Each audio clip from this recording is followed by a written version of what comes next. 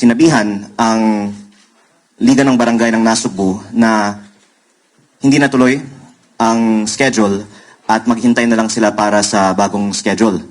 Pero itong mga hindi nabigyan ng bigas ay kabilang sa 84 barangays na hindi din nabigyan ng financial assistance sa ilalim ng Bawat Bayan Makikinabang program noong April 24 visit ni Pangulong Marcos sa Batangas City.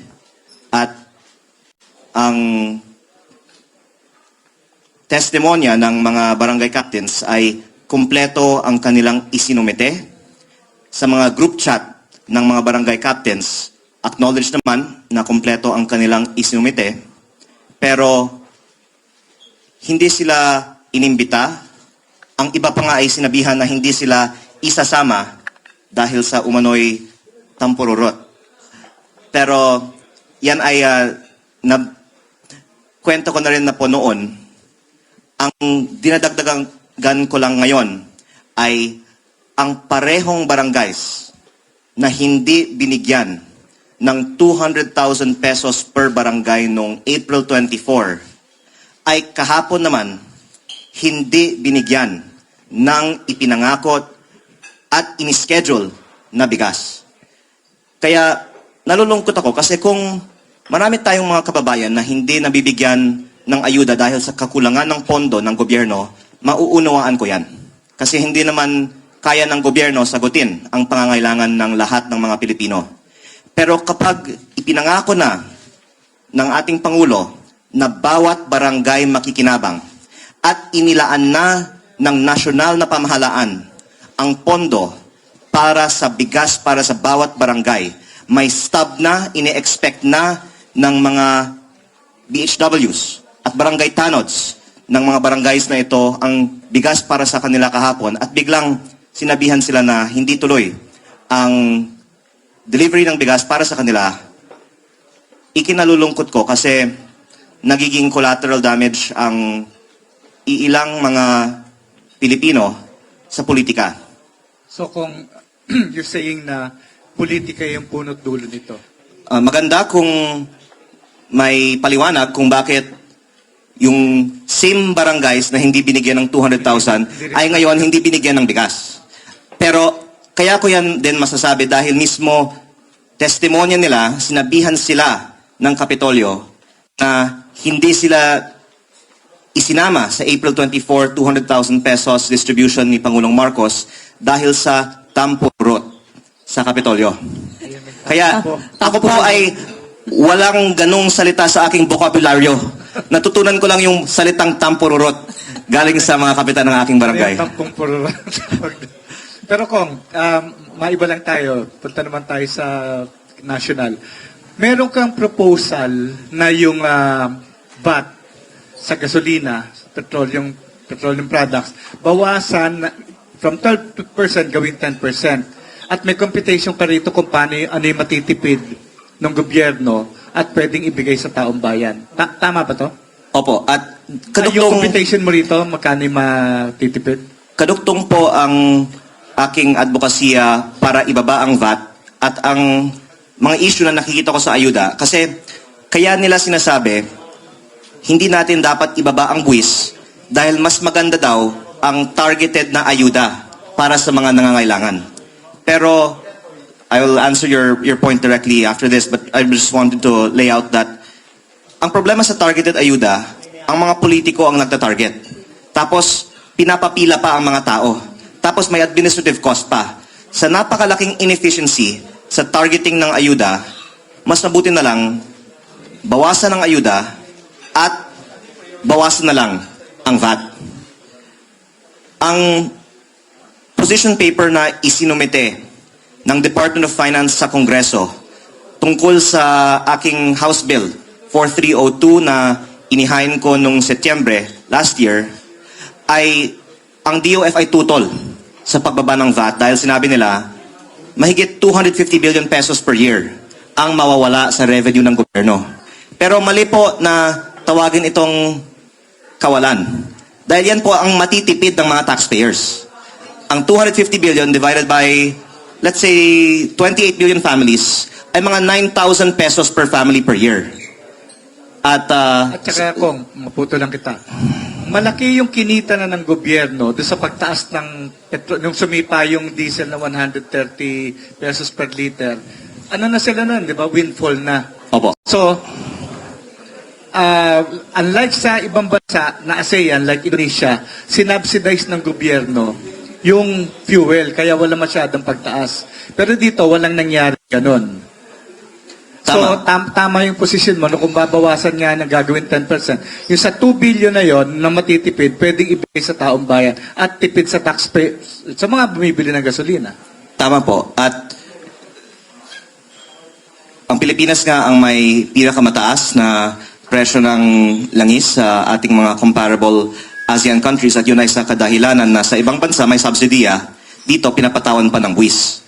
At ang sagot nga ng iba ay mas maganda, may targeted ayuda kaysa sa buwis. Pero nung committee hearings naman, sinabi ng lahat ng mga representante ng mga transport sector groups na mas gusto na lang nila ibaba ang buwis, isuspende ang fuel excise tax kaysa pumila pa ang mga tricycle drivers para sa 5,000 pesos na hanggang ngayon, marami pang mga tricycle drivers ay hindi nabigyan ng 5,000 pesos at ang iba nga ay na-report na namatay. Yung fuel excise tax, I think 6% na excise tax. Iba-iba po. Kung hindi po ako nagkakamali, iba yung fuel excise tax sa diesel, sa gasolina, kerosene at LPG. At ang ikinalulungkot ko din ay minadali ang pag-aproba ng Kongreso ng fuel excise tax noong Marso, tapos hindi naman ginamit ang kapangyarihan ito nung ipinasa na itong batas. Kaya nung isang araw din, nagpanukala ako sa Kongreso na sa Kalinga Act, hindi lang bigyan ang Pangulo ng kapangyarihan na isuspende ang VAT sa langis, kung hindi din gawing automatic na pag-aproba nitong batas at i-activate ang national emergency sa enerhiya, isuspende na ang VAT sa langis. At tulad po ng nabanggit ninyo, kayang-kayang ito dahil kumita na ang gobyerno sa mas mataas na presyo ng langis. May windfall na nga tayo, pero sinasabi nga nila, doon na lang sa ayuda natin gamitin ang windfall. Ang sabi naman ng mga transport sector groups, mas maganda, ibaba na lang ang VAT kasi meron naman nga tayong windfall. So, nasa na po ngayon, Kong? Ano na status ngayon yung proposal na yan? Ipinasa ng Kongreso ang Kalinga Act on second reading nung isang araw, with it being authorizing the President to suspend it. At sana kapag may kapangyarihan na ang Pangulo para isuspende ang buwis, gagamitin ito. Ngunit, actually kung pwede kong banggitin ito ngayon, sinabihan ako na pag i-amendahan ng batas para automatic ang suspension ng VAT, baka hindi na aaprubahan ng ehekutibo ang paggamit ng emergency powers sa batas. Baka hindi napapasa yung batas. Ibig sabihin, sa palagay ng mga nasa Kongreso, hindi din naman gagamitin ang kapangyarihan para isuspindi ang tax. Di ang tanong ko, bakit tayo pumapasa ng batas na nagbibigay ng kapangyarihan para isuspindi ang tax na alam naman natin ay most likely hindi isususpindi? Dapat maging matapat na lang tayo sa taong bayan, isususpindi ba natin o hindi? Huwag natin paasahan ang ating mga kababayan tulad ng nangyari sa fuel excise tax na may kapangyarihan para isuspindi tapos hindi ginamit. So, kung gano'n ang mangyayari, di parang baliwala din yun, Kong?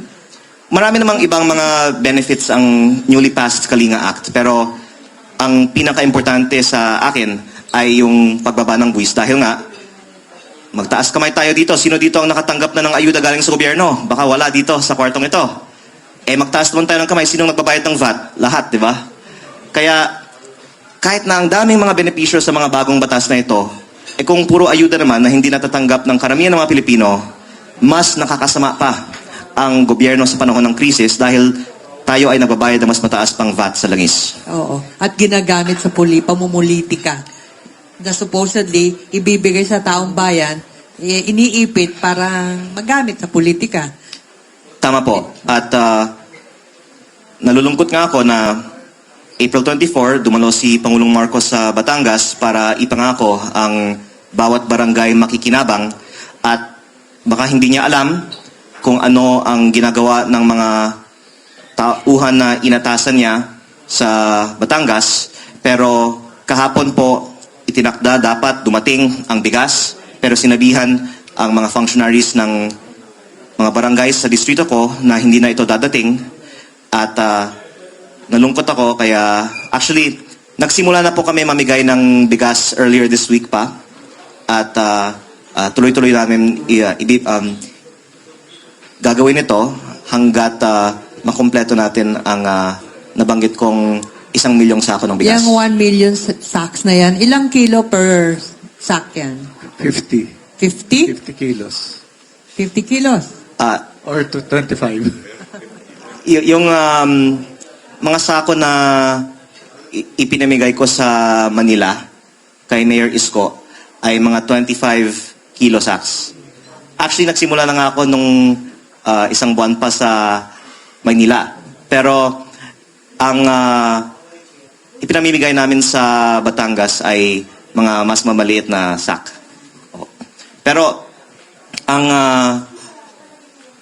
layunin ko ay sana makonsensya din ang mga politiko na wag nang pagkaitan ang ating mga kababayan sa ayuda dahil hindi naman ito sarili nilang pera. At ang talagang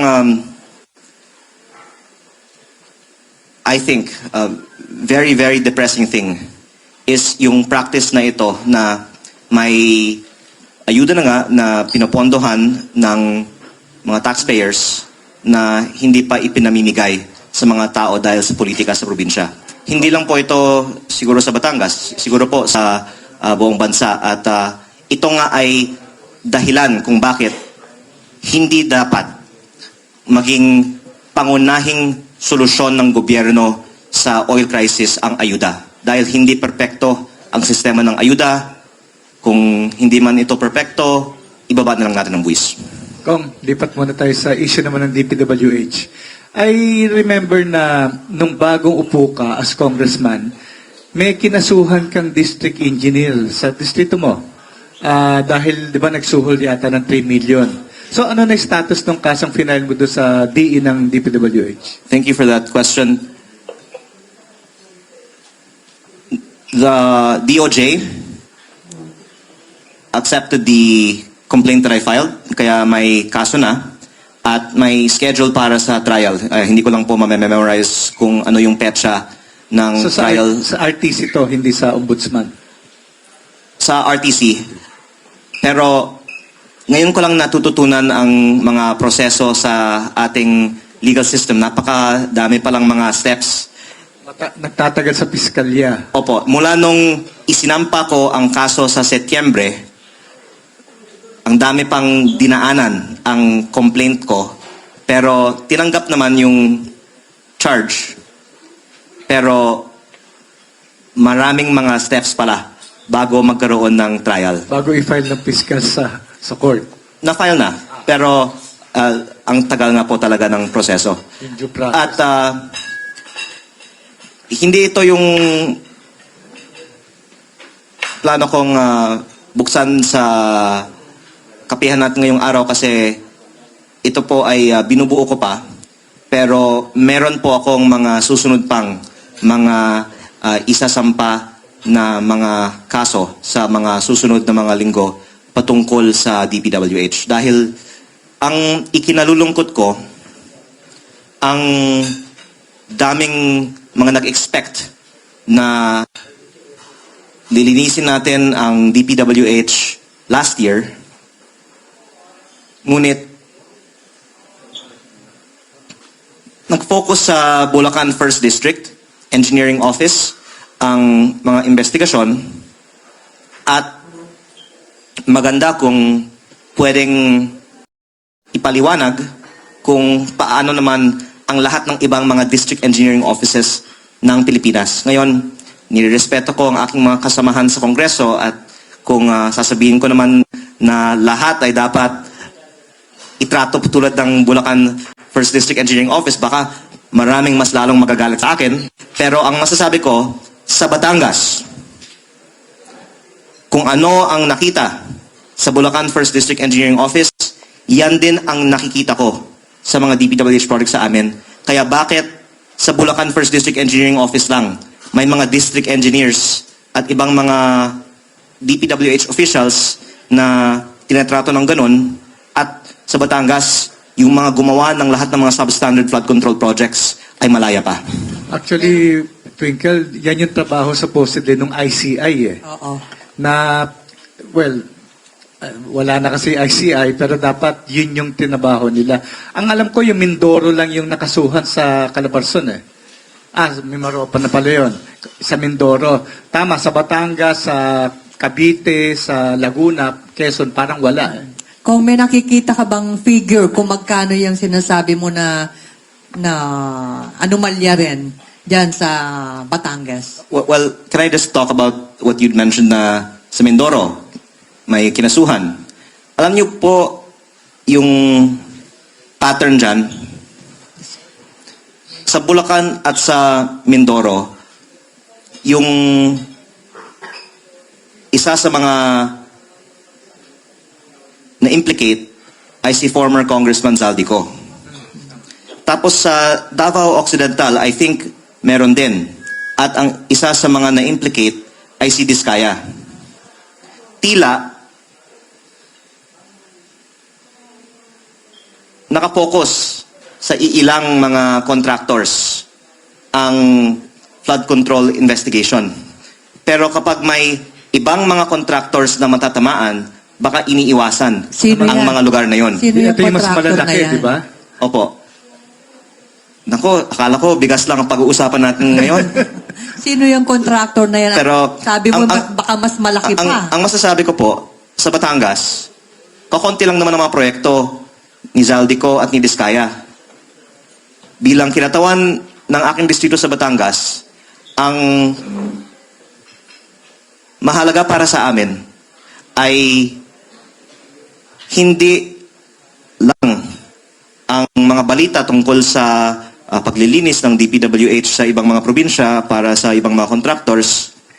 Kasi ang isa sa mga pinakamalaking contractor sa Batangas at ang sinabi sa akin ng ICI noong Nobyembre na pinakamalaking contractor pa sa Kongreso ayon sa ICI at kasama din sa mga inirekomenda na kasuhan o paimbestigahan ng ICI noong Nobyembre ay ang mga kumpanyang konektado kay CWS Party List Representative Congressman Edwin Garjola. At ang pagkakaiba dyan, si Zaldico ay hindi na congressman. Si Diskaya ay hindi naman congressman. Ang aking kababayan, si Edwin Garjola, ay congressman pa rin. Kaya, nalulungkot din ako na maraming mga senador na nagiging focus na rin ngayon sa media para sa flood control, pero wala pang congressman na kinasuhan para sa flood control na nakaupo ngayon. Nag-iingat po ako sa mga salita ko ngayon kasi daming mga galitan sa akin sa Kongreso. Pero I'm just stating facts po. At sa Batangas naman, ang nasabi ko na ay may mga first-hand akong experiences sa pag-uusap sa ibang mga contractors at maybe I can say more another time. Twinkle?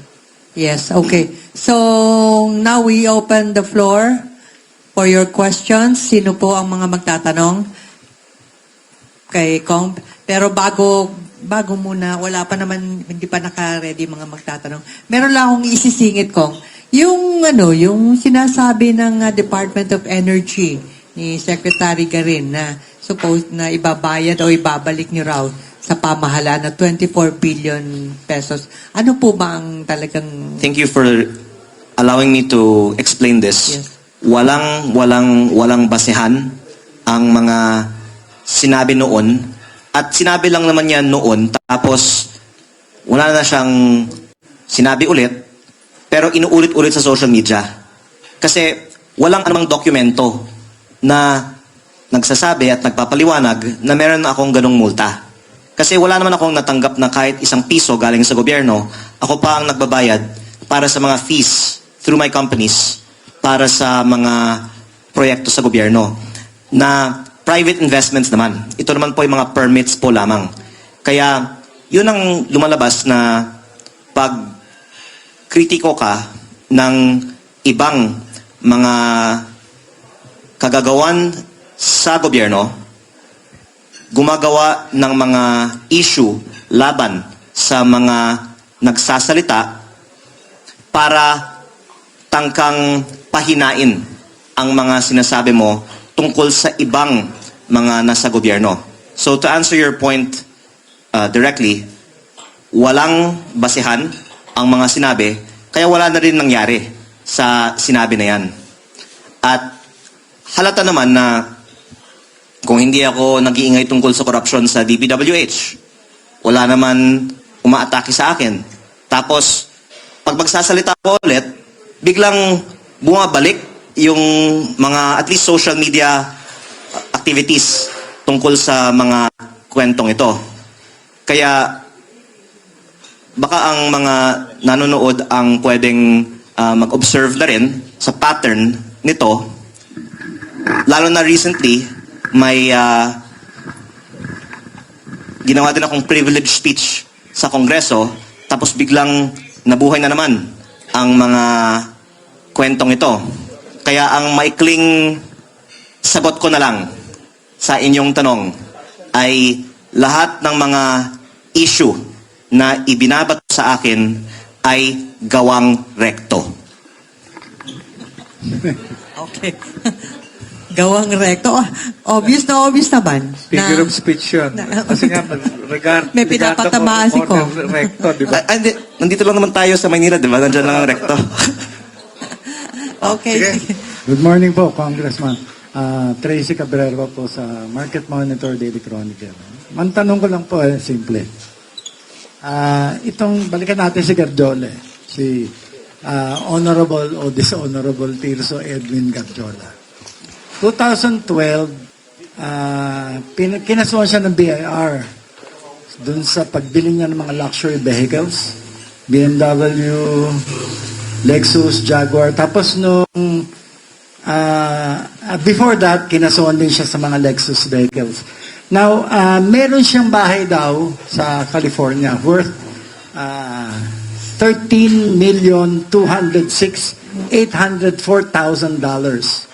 Approximately about 1.467 billion pesos. Is this not enough para kasuhan siya o imbestigahan siya ng AMLAC? Hindi pa ako nakapunta sa bahay niya sa California. Pero nakapunta na ako sa bahay niya sa Punta Fuego, Nasugbu. Nakita mo yung mga kotse? Na-post ko po sa aking Facebook page ang picture ng meeting ko kasama ni Congressman Edwin Garjola at ni Secretary Ralph Recto. At mag-iingat ako sa sasabihin ko dahil nandito tayo sa Manila at nandyan lang sa Malacanang ang opisina ng taong binabanggit ko.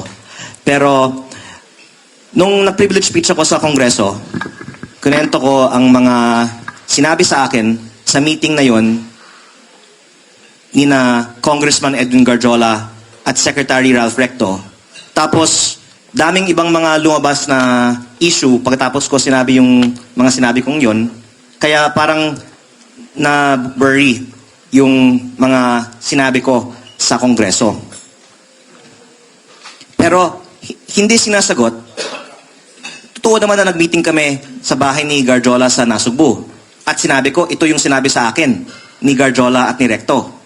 Pero, sinabi ko nga, daming mga issues na lumalabas laban sa akin pagkatapos ko ginawa yon na gawang rekto. Kaya sana makatulong ang ibang mga media outlets dito para imbestigahan ang mga sinabi ko tungkol sa DPWH sa Batangas at ang iba pang mga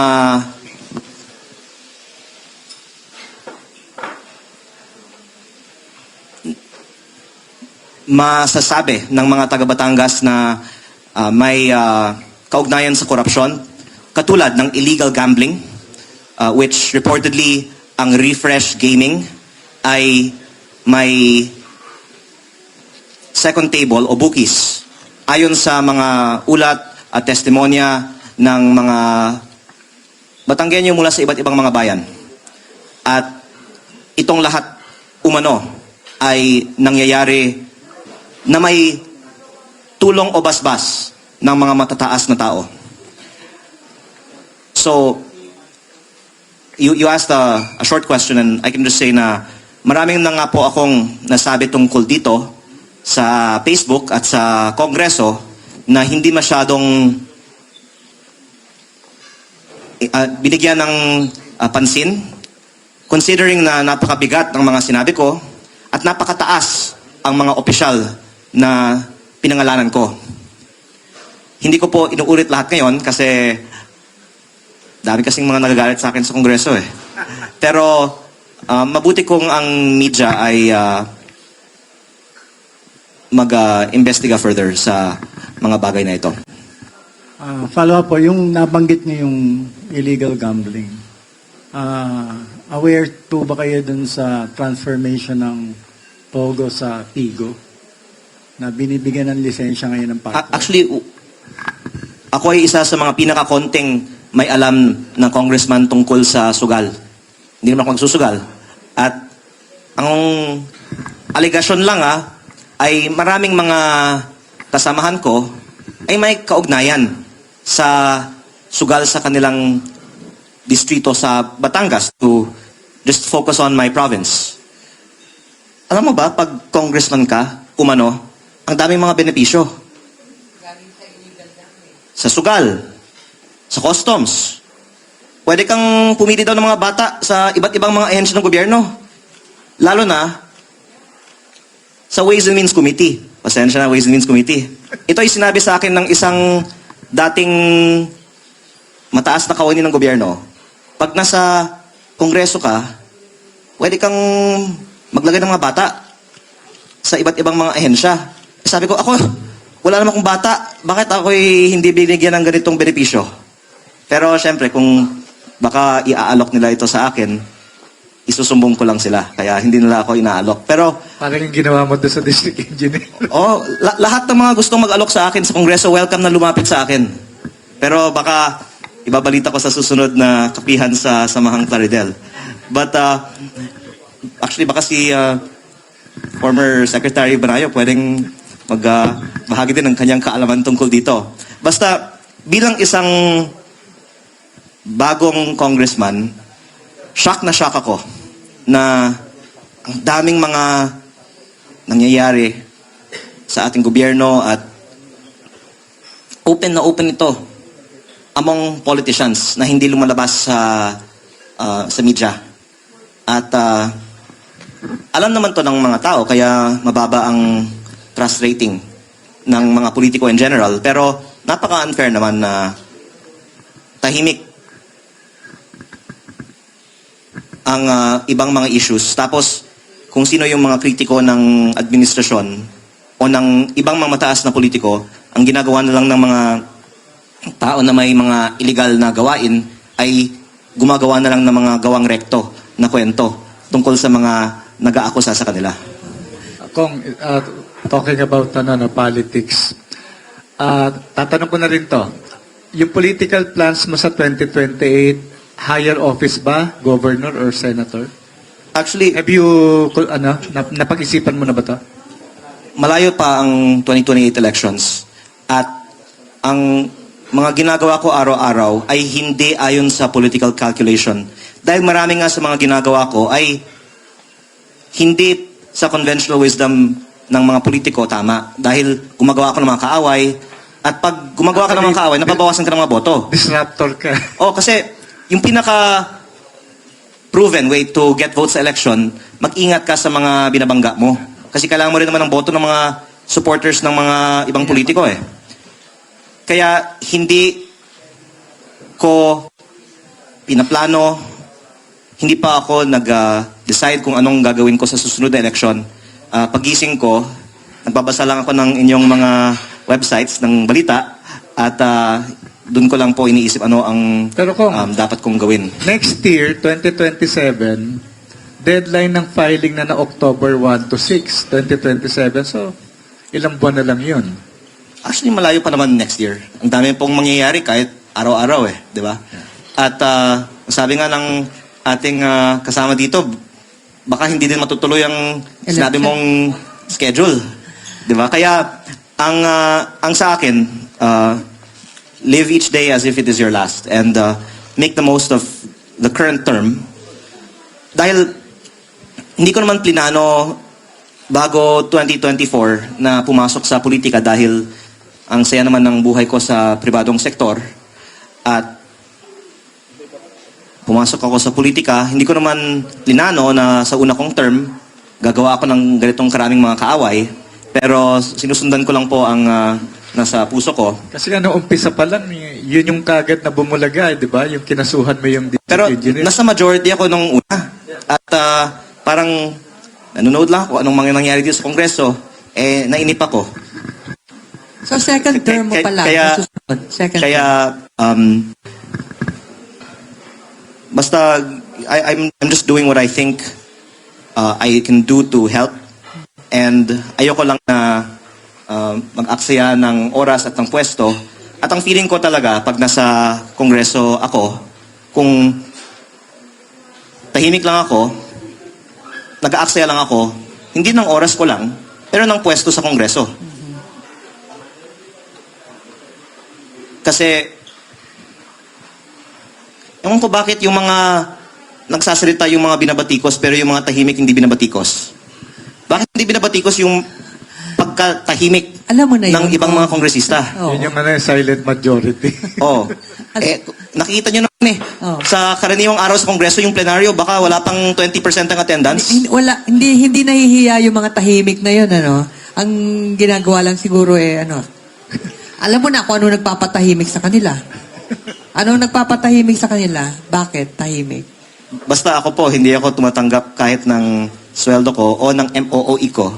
At kina-question ko nga yung House Committee on Accounts, bakit hindi nila inilalabas kung saan napupunta ang 18.58 billion pesos na MOOE budget ng Kongreso. Pero hindi ko bubuksan tong issue pa ngayon kasi alam mo sa lahat ng mga topic sa Kongreso, pwede mo nang buksan yung issue sa DPWH at iba pang mga uri ng korupsyon. Huwag mo lang talakayin ang mga MOOE ng mga kongresista. May sala ako sa isa pang singit. Yung tungkol sa political dynasty. Medyo mainit ka rin dito doon sa political Opo, dynasty. actually, Ano? just to recap for your viewers, ang Anti-Political Dynasty Act, House version, ay magproprohibit ng political dynasty up to the second degree of consanguinity per position at walang pagbanggit ng party list. Kaya nag-hain ako ng dalawang amendment. Una, ipagbawal ang sabay na pagsisilbi ng district congressman at party list congressman. Okay. Kasi ipagbabawal ang dalawang kamag-anak na tumakbo sa isang distrito. Pero kung isa tatakbo sa distrito at isa tatakbo sa party list, pwede. Ano yun kung hindi dynasty? Oo. Nagkataon, iniiwasan yung mga prohibitions na tatama sa maraming mga gumagawa nitong batas. Kaya saludo ako sa dapat isa lang na People's Initiative para sa mas mahigpit na Anti-Political Dynasty Act. At I think sa Senate version, mas mahigpit din ang prohibition sa political dynasty na ang iba naman ay nagpapanukala na up to the 4th degree of consanguinity. Kasi, hindi pwede mag-asawa, pero pwede magpinsan. Di ba? Nalulungkot ako na ang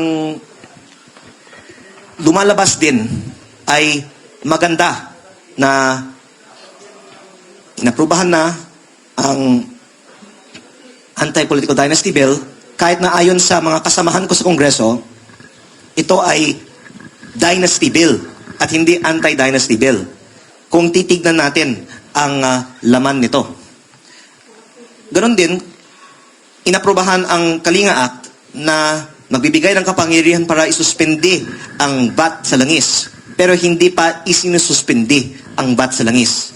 At nung nagtatayo naman ako sa Kongreso para hindi lang bumatikos, kung hindi mag-propose ng amendment, biglang pinapatay nila yung debate at ayaw nila man lang ng nominal voting.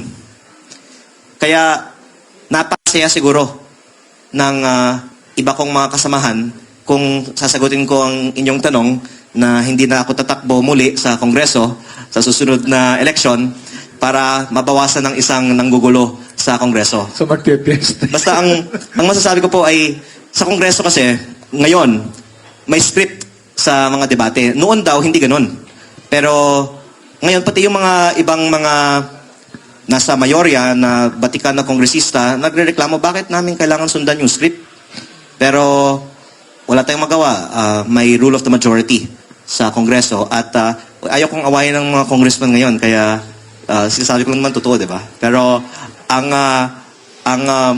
baka magandang balita na lang para sa kanila ay siguro hindi ko na sila makakasama sa susunod na Kongreso. O yun. O di sinabi mo na rin na hindi ka May plano. tatakbo at may plano kang iba. Basta malungkot na malungkot ako pag nasa Kongreso ako. Kasi parang nag-aaksaya lang ng oras at pwesto at pera ang pag-attend sa Kongreso na kailangan sumunod sa script. Hindi mas lalo naman kawawa ang bansa natin kung mawawalan ng katulad mo doon. Lahat na lang scripted. May Senado pa naman eh. Okay. Okay. Question. Good morning, Kong. Mark Gabriel po sa Net25. Kung balik ako sa flood control issues, may bago ng leadership sa Senate and may bago na ring chairman ng Blue Ribbon under Senator Pia Cayetano. Anong ini-expect nyo na magiging pagbabago sa takbo ng investigasyon? Unang-una po, I would like to congratulate ang bagong liderato at ang bagong chair ng Blue Ribbon Committee. Ngunit sinabihan ako ng aking ina na huwag sumausaw sa mga topics ng Senado. Basta ako po ay nagko-congratulate sa kanilang bagong eleksyon. Pero ina-expect nyo ba na ma-invite na yung mga personalities na dapat humarap doon? At sabi nyo nga kanina, wala pang congressman na nakakasuhan related sa flood control. Ako naman po ay naimbitahan at pumunta sa Blue Ribbon Committee hearing nung January. Nagpapasalamat ako sa Blue Ribbon Committee sa pagkakataon na ibahagi ang laman ng Cabral files sa hearing na yon ayon sa mga dokumento na itinurn over ko rin sa Kongreso. Pero tila na mahirap na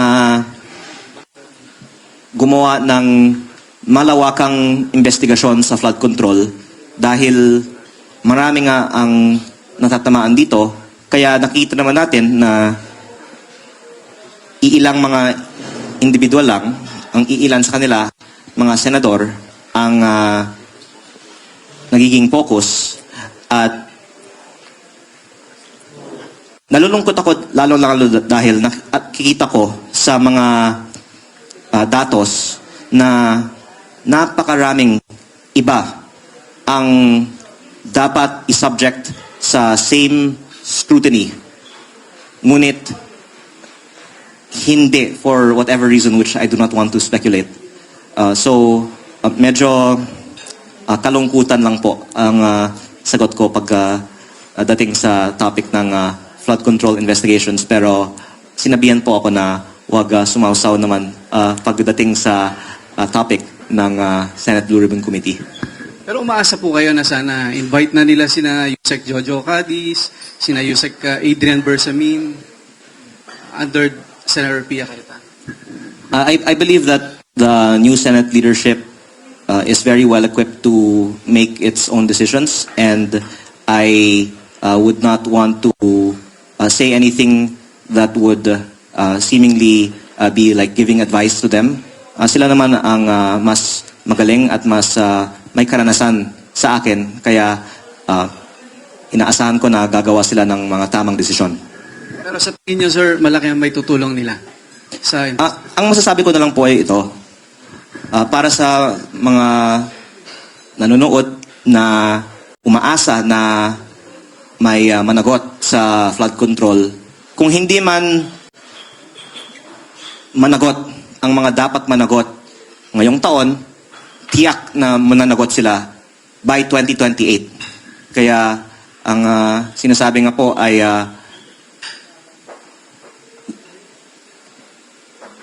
the wheels of justice turn slowly, but they will eventually take their course. Thank you.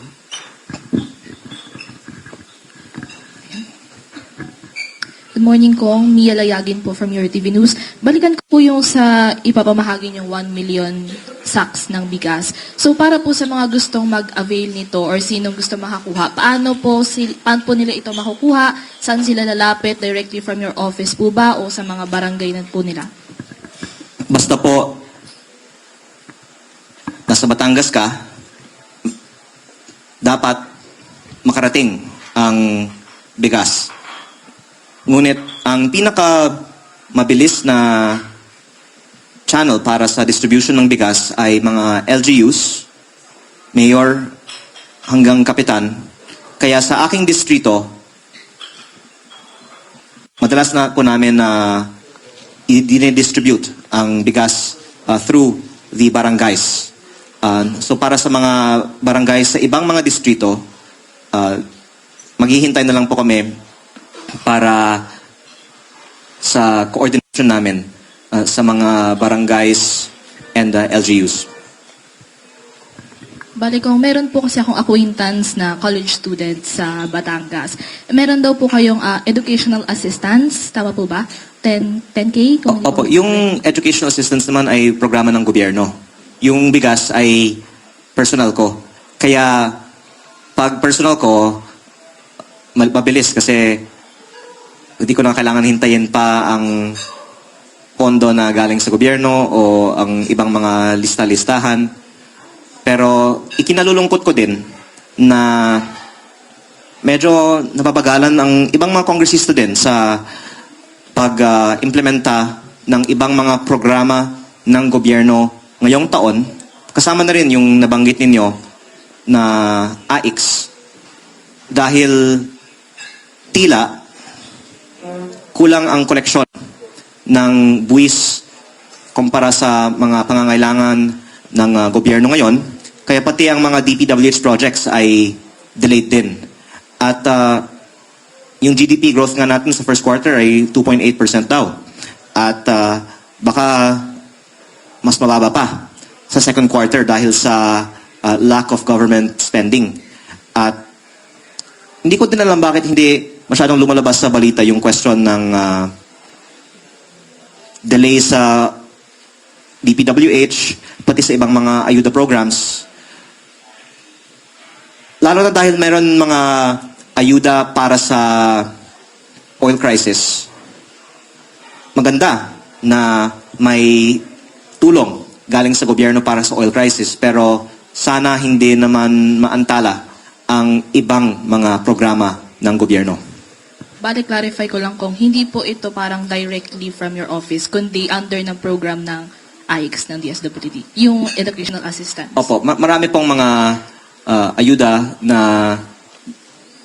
galing sa gobyerno, of course, at yun po yung mga naaantala. Pero yung galing sa akin ay ang bigas, kaya ngayong linggo ipinamimigay na po namin. Thank you, Kong.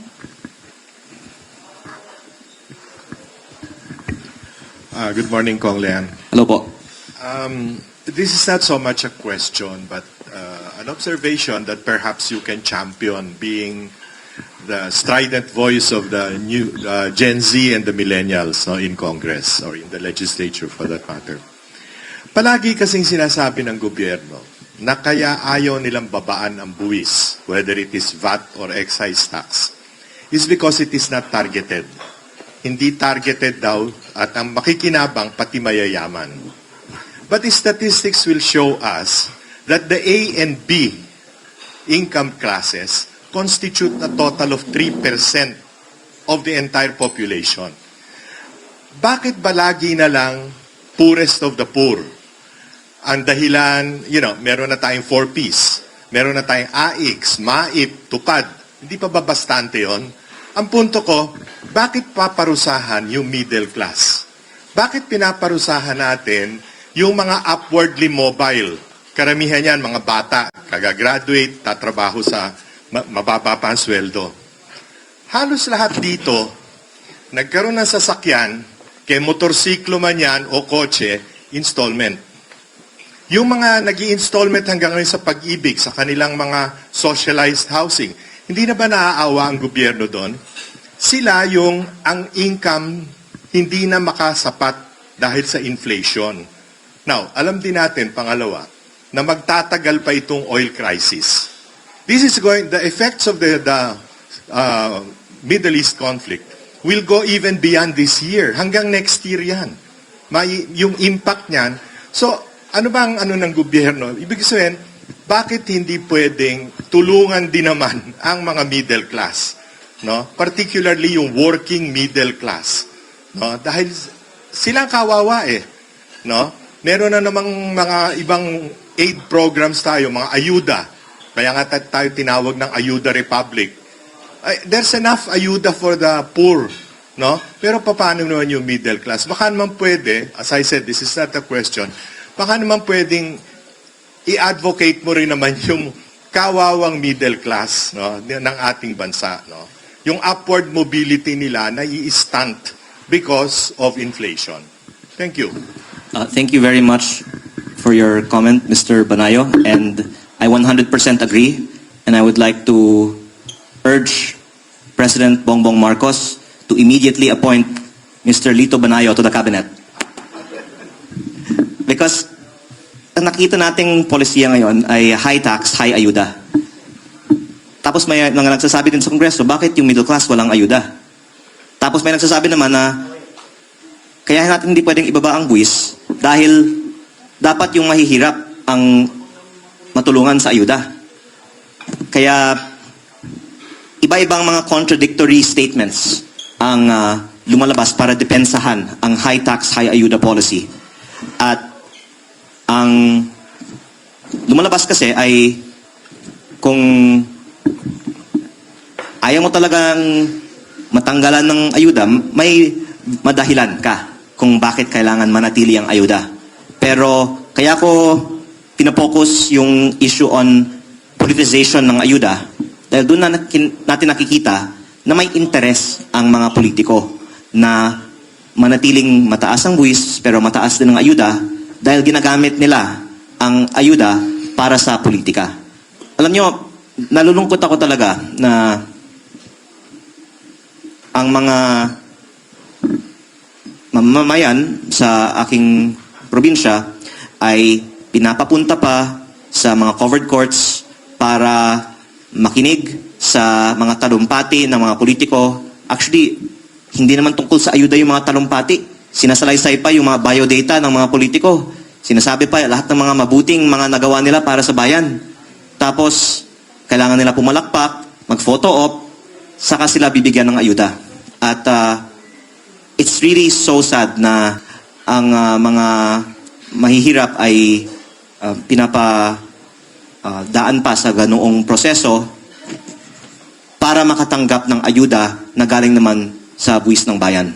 At sana naman makonsyensya ang mga iba na huwag naman maging sobrang abusado at halata na ginagamit lang ang ayuda para sa politika. Twinkle, siguro pwede na tayo mag-last question. Meron pa tanong? Kung wala pa. Last question. Magandang umaga, kabayang Congressman Leandro Libiste. Ang Batangas po ay 6 na distrito. Doon po sa 6 na distrito, ilan po dito ang hindi nabigyan ng Kapitolyo ng sinasabing ayudang bigas? Yung ayudang bigas ay ipinamamahagi pa ng Kapitolyo ngayon. Kaya hindi ko po masasabi ilan ang hindi pa nabigyan ng bigas sa kabuuan. Pero una kong sasabihin, yung 200,000 na ipinangako ni Pangulong Marcos noong April 24 ay para sa bawat barangay, ay pinost po sa page ni ES Ralph Recto. Mga 100 or so barangays hindi nabigyan. Of which 84 ay galing sa Nasugbu at Taal sa aking distrito. At yung ibang mga barangays hindi nabigyan dahil hindi kumpleto ang mga papel. Pero ang Nasugbu at Taal, wala namang ibang isinumite o karagdagang isinumite mula sa April 24 hanggang sa nakuha nila ang mga tseke galing sa Malacanang. At ang mismong mga tseke para sa Nasugbu ay may petsa April 22. Ibig sabihin, handa na nung April 24 ang mga tseke para sa kanila. Pero pagkatapos lang tayo nagreklamo na hindi ibinibigay yung ayuda para sa kanila, ibinigay ang ayuda para sa kanila. Kaya yung 84 yung pinapokus ko kasi yun yung may mga pruweba na may diskriminasyon sa ayuda na sana sila po mismo ang pwedeng mag-testify. Pero sa bigas naman, yung 84 din ay hindi pa nabigyan ng bigas. At this is even if nabigyan sila ng stub at schedule na nakalagay April 21, darating sa kanilang gymnasium ang bigas at sinabihan sila na i-deschedule ito ng walang paliwanag at maghintay na lang. At kunento nga ng ibang mga opisyal ng mga barangays na ito sa akin na actually kaya hindi sila nagrereklamo kasi hindi lang naman ngayon, ganun. Palagi naman sila huli. Sila ay parang pinaparusahan sa pag-aantala ng kanilang ayuda dahil sa anumang issue sa politika. At nalulungkot ako na parang sa akin, shocking ito. Pero sa mga tao sa probinsya, normal na normal. At sana hindi na ito maging normal kapag mabuksan natin ang mga issue na ito sa national kasi mukhang hindi lang ito ba naman Batangas issue. Nationwide po ang diskriminasyon sa ayuda.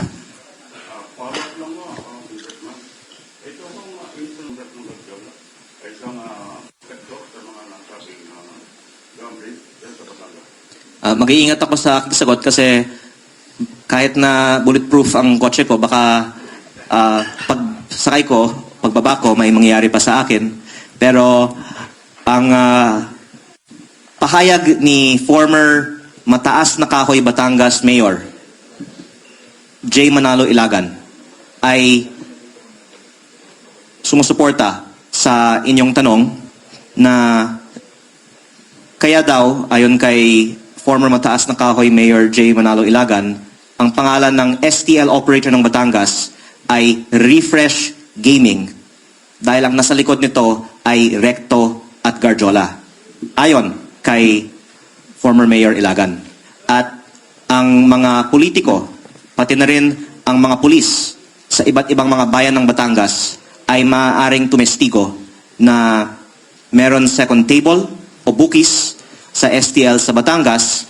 Ibig sabihin, hindi inire-remit sa gobyerno ng buo ang dapat na i-remit sa STL ng Refresh Gaming at hindi ito mangyayari kung hindi sa proteksyon umano ng mga mataas na opisyal. At ang isa pa sa mga nakakausap ng ibang mga politiko sa Batangas ay ang kasalukuyang Vice Mayor ng San Juan, Batangas, si Anthony Marasigan, na kilala ding kaalyado ni Recto at Garjola. Kaya nga daw, ayon kay Mayor Ilagan, ang pangalan ng kumpanya ay Refresh Gaming.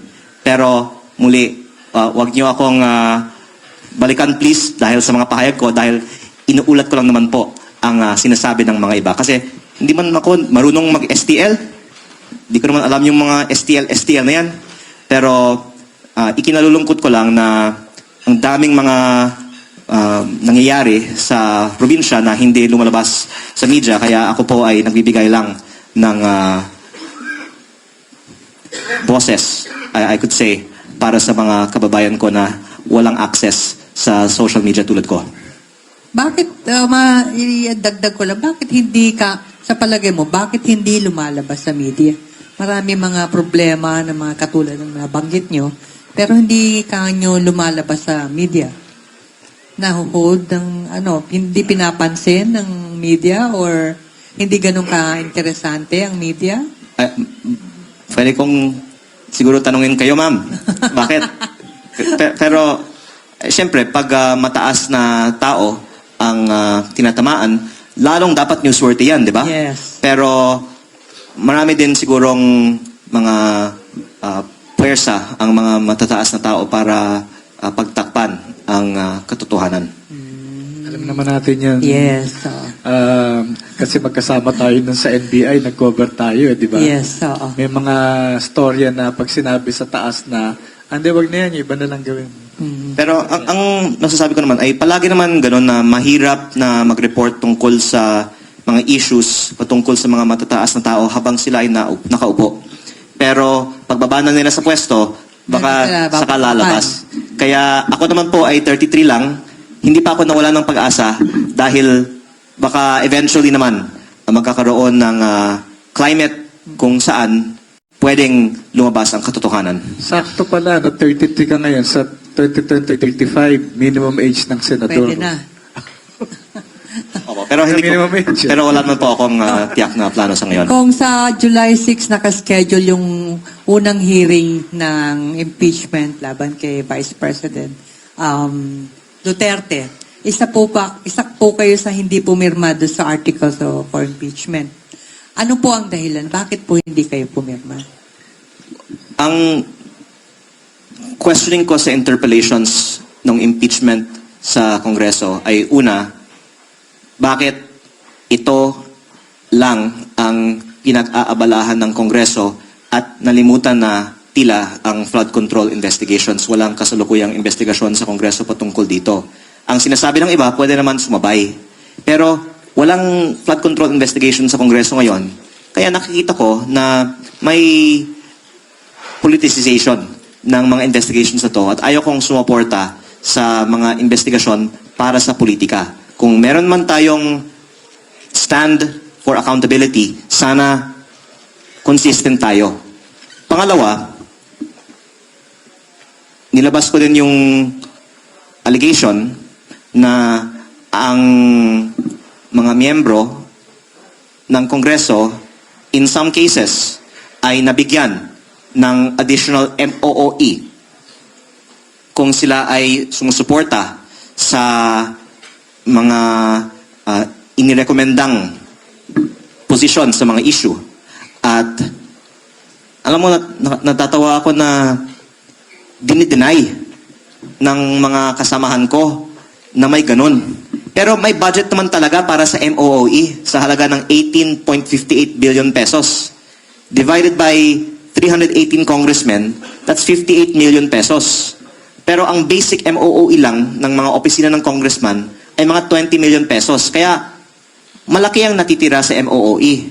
At may mga nakatanggap talaga ng Easter break bonus nung March 18, tapos nung Christmas bonus, nung Undas break bonus.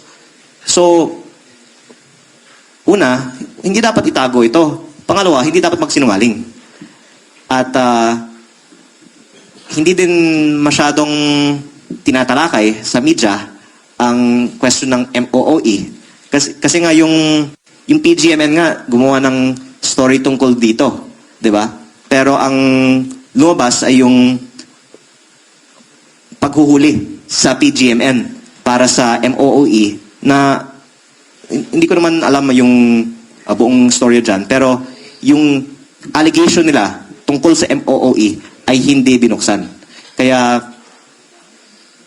that's one of the other reasons why nalulungkot ako pag nasa Kongreso ako kasi kasinungalingan ang pagsasabi na walang extra MOOE ang iba sa ating mga kasamahan.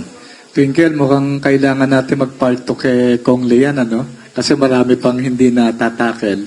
Pero dahil nga overtime na tayo, siguro yung closing statement na lang, Kong.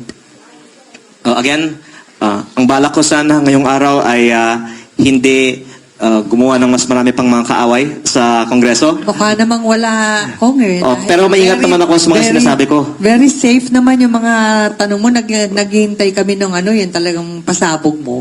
Opo. Opo.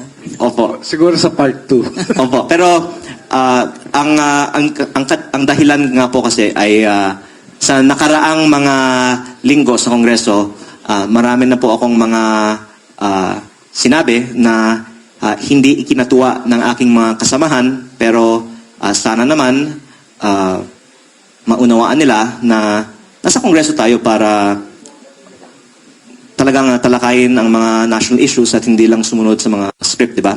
Pero ang main thing sana na gusto kong hilingin sa aking mga kapwa-kawani ng gobyerno ay huwag natin gamitin ang ayuda para sa politika. At kung ipinangako ni Pangulong Marcos, bawat barangay at bawat bayan makikinabang, sana talagang makarating sa mga Pilipino ang ipinangakong ayuda. At sa aking probinsya, inanunsyo ko po ngayong umaga na magbibigay po ako ng 1 milyong sako ng bigas para sa lahat ng mga pamilya na hindi nakakatanggap ng ayuda ng gobyerno, at sana makokonsensya din ang mga kapwa kong Batanggenyo na mga politiko na wag piliin ang mga nakakatanggap ng ayuda ayon sa politika at ipamigay ang dapat ipamigay sa mga Pilipino. Thank you, Kong Lian. Twinkle, before we end, again, pasalamatan natin yung sponsors natin. Yes, opo. Again, maraming salamat po sa mga kaibigan nating media na nandito ngayon, at salamat sa ating mga sponsors, ang Philippine Charity Sweepstakes, Office of the Manila Mayor Isko Moreno, and the Philippine Amusement and Gaming Corporation. Thank you so much, and thank you, Kong. PCSO at Pagcor pala ang sponsor natin. Ay, legal naman ng STL, yung bookies, yung legal. Yun. Kaya, ang advokasya ko, itigil ang illegal gambling para lumaki ang koleksyon ng PCSO. Sino nga ang nagpoprotekta sa mga yan? Sa part 2 na yan, Twinkle. Sana magkaroon ng pagdinig ang Kongreso. Ipatawag natin ang mga mayor ng Batangas para sila mismo ang tumistigo. Okay, thank you po. Thank you. Kong. Thank you.